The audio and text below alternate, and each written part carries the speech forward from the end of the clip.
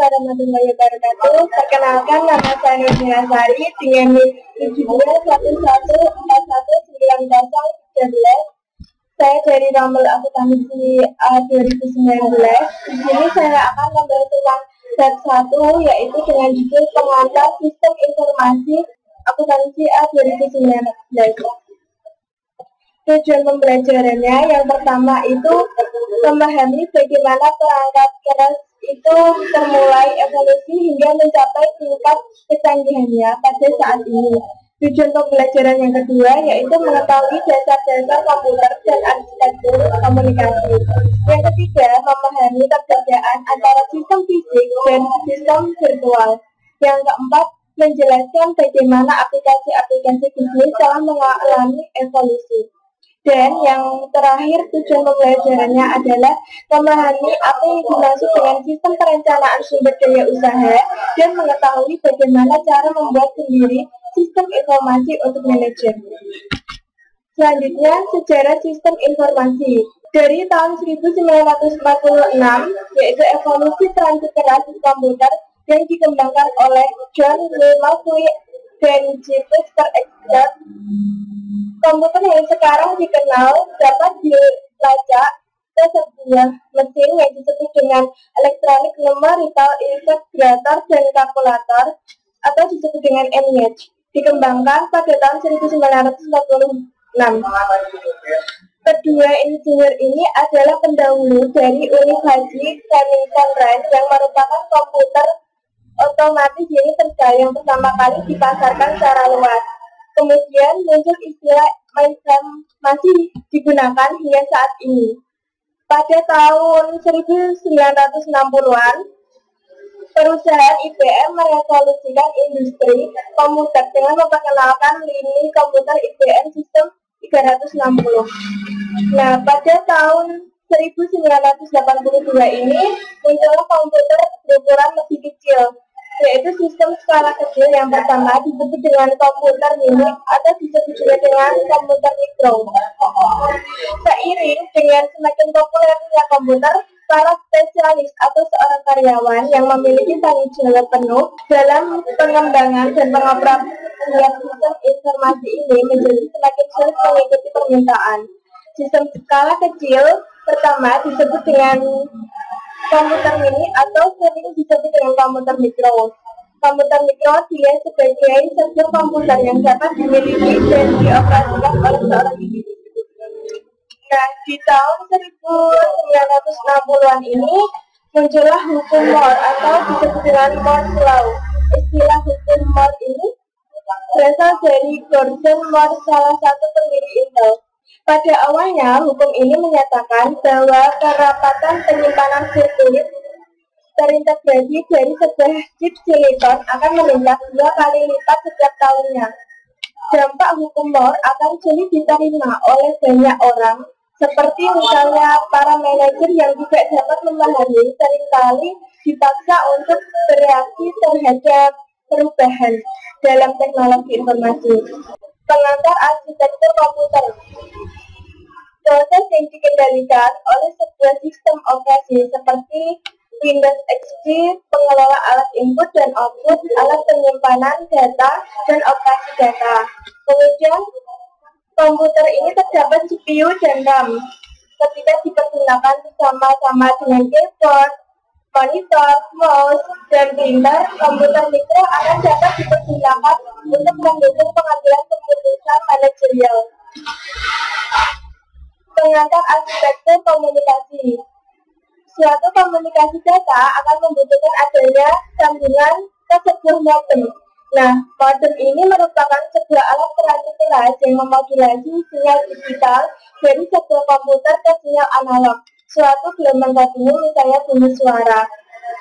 Dan sebaliknya, seiring dengan munculnya jenis-jenis komunikasi baru, maka dibutuhkan pula jenis-jenis modem baru. Evolusi netrabel pun terus berlanjut. Selanjutnya, arsitektur komunikasi seperti ini sebenarnya dari satelit ditangkap oleh stasiun bumi. Nah, dari stasiun bumi ini ditangkap oleh kantor pusat perusahaan telepon yang ada beberapa kantor pusat ini. Kemudian evolusi di bidang aplikasi komputer, sistem fisik dan sistem virtual atau physical system dan virtual system. Sistem fisik ini terdiri atas sumber-sumber daya berwujud, bahan baku, karyawan, mesin, dan sumber daya dan uang. Sedangkan sistem virtual ini atau virtual system terdiri atas sumber daya informasi yang digunakan untuk mewakili sistem fisik. Jadi sistem fisik ini adalah sebuah perusahaan suatu sistem terbuka atau open system yang berinteraksi dengan lingkungannya melalui aliran fisik, aliran sumber daya fisik. Sedangkan sistem virtual ini adalah sistem yang benar-benar tertutup, tidak akan berinteraksi dengan konsumen, manajer, ataupun siapapun, dan tidak menjadi perhatian dari pengembang dan pengguna sistem informasi. Sistem pemrosesan transaksi, sumber data input, proses transformasi, sumber daya output. Input, transformasi, dan output dari sistem fisik perusahaan berada di bagian bawah. Data dikumpulkan dari semua sistem fisik dan lingkungan, lalu kemudian dimasukkan ke dalam basis data.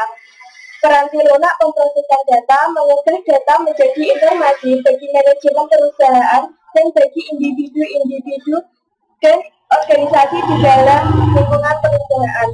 Informasi adalah data hasil pemrosesan yang memiliki makna, biasanya menceritakan suatu hal yang perlu diketahui kepada pengguna. Selanjutnya ada model sistem pemrosesan. Ini tadi yang digunakan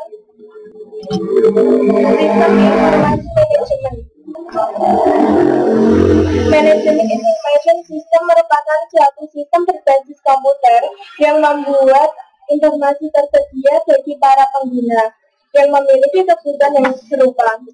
Para penggunanya biasanya terdiri dari entitas-entitas organisasi formal, perusahaan atau sub-unit anak perusahaannya. Sistem informasi manajemen akan menghasilkan informasi ini melalui pengguna dua jenis peranti lunak. Yang pertama, peranti lunak pembuat laporan atau report-writing software yang menghasilkan laporan berkala maupun laporan khusus. Yang kedua, model matematis menghasilkan informasi sebagai hasil dari suatu simulasi atas operasi perusahaan output. Informasi yang dihasilkan akan digunakan oleh pihak-pihak yang akan memecahkan masalah, baik itu manajer maupun kalangan profesional, dalam mengambil keputusan guna memecahkan masalah perusahaan. Sistem kantor virtual atau virtual office system, yaitu konsep kantor virtual yaitu melakukan kegiatan atau aktivitas tanpa kantor tergantung pada satu lokasi fisik tertentu. Kemampuan aplikasi otomatisasi kantor untuk dapat dilakukan di mana saja. Sistem pendukung pengambilan keputusan atau decision support system. Istilah sistem pendukung pengambilan keputusan dicetuskan oleh G. Anthony Dory dan Michael S. Morton pada tahun 1971. GSS adalah suatu sistem yang membantu seorang manajer atau sekelompok kecil manajer memecahkan suatu masalah. Pada gambar ini memiliki penjelasan menggambarkan suatu model GSS. Pada bagian atas terdapat 3 sumber informasi yang diberikan kepada pengguna. Basis data relasional atau relational database, basis data pengetahuan, dan basis data multidimensional.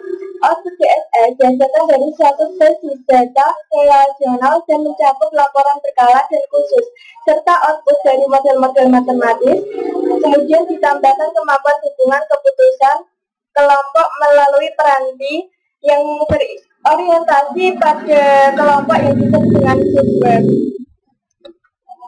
Sistem perencanaan sumber daya perusahaan atau Enterprise Resource Planning System. Selama tahun 1990-an, perusahaan mulai melihat keuntungan yang diberikan dari mengintegrasikan sistem, sehingga mereka akan berfungsi sebagai satu unit terkoordinasi.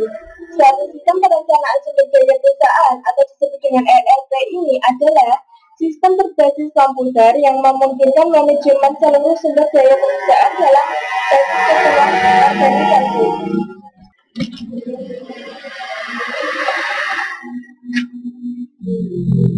Siapa pengguna sistem informasi? Jadi pengguna pertama output komputer adalah para karyawan administrasi di bidang akuntansi. Manajer sebagai pengguna informasi. Kebutuhan informasi yang manajer miliki juga sangat beragam.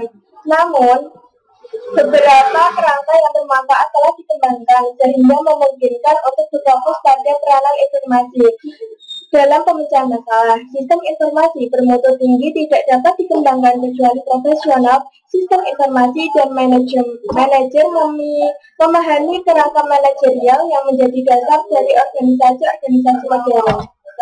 Kemudian tingkat-tingkat manajemen.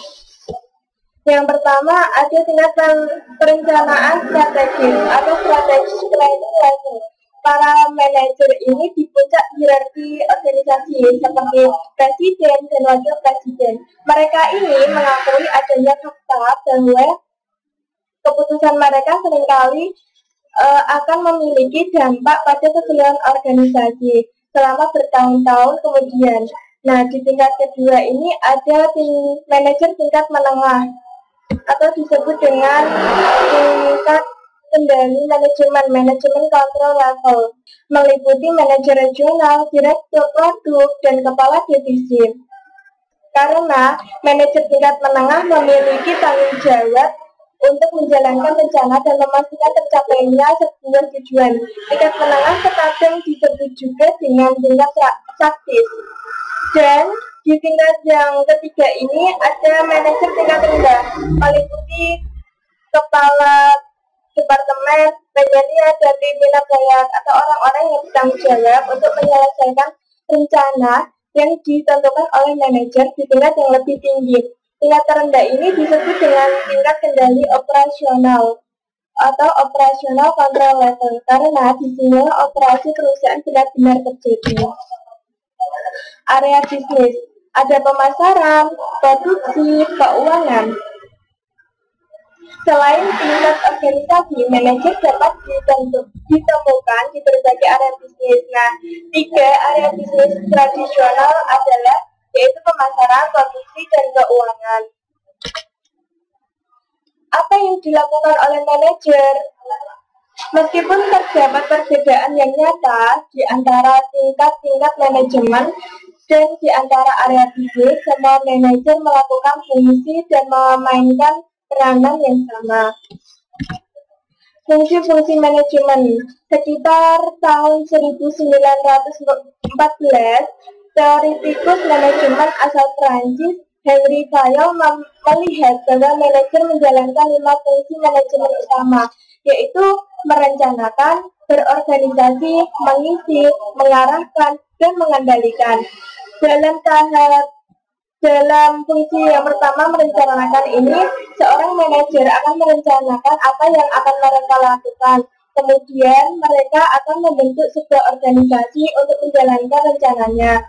Ketika sudah dibentuk suatu organisasi, mereka akan mengisi organisasi mereka dengan sumber daya yang dibutuhkan. Kemudian dengan sumber daya yang telah tersedia itu tadi, mereka akan mengarahkan sumber daya untuk melaksanakan rencananya. Dan kemudian dalam pengendalian ini mereka mengendalikan, menjaga mereka tetap pada jalurnya. Tahap-tahap pemecahan masalah. Tahap pemecahan masalah ini terdapat aktivitas intelijen, mencari kondisi-kondisi yang dibutuhkan untuk solusi di dalam lingkungan. Kemudian aktivitas perencanaan ini menemukan, mengembangkan, dan menganalisis kemungkinan-kemungkinan tindakan. Aktivitas pemilihan, memilih satu tindakan tertentu dari berbagai tindakan yang tersedia. Kemudian ada aktivitas peninjauan ini, menilai pilihan-pilihan masa lalu. Sekian dari saya, semoga bermanfaat. Wassalamualaikum warahmatullahi wabarakatuh. Jangan pergi.